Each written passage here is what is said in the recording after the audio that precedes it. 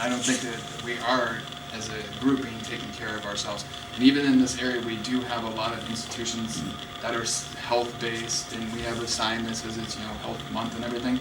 But the information that those health organizations are handing out is still political propaganda that comes back to the lobbyists and special interest groups in Washington. So right now we have boards that are rolling out the new health standards for schools, and who sits on those boards? The people from Monsanto and ConAgra and Syngenta and McDonald's and Burger King, who are the ones that are benefiting from it.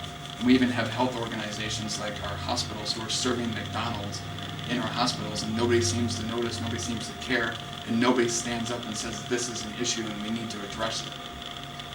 Yeah, I applaud, Tom, your running for office and the platform on the healthy eating, that kind of thing, nutrition. I'm a full believer in that. I guess my only concern is the how we put that in place. Michelle Obama, for example, in New York, where you can't have salt shakers out, you can't have a large pot. I'm of the persuasion where I'd like people to make their own choices, educate them.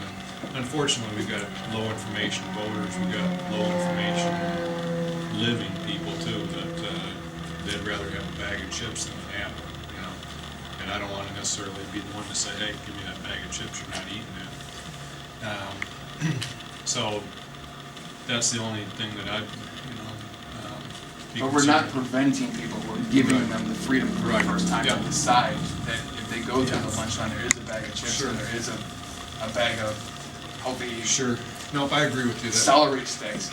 And right now, what we don't have anywhere in this area is actually a facility. Like, we bring in businesses that can actually process foods. So we can take celery from the field, process it here in this area, which we clean it, dice it up, and get it to the school systems.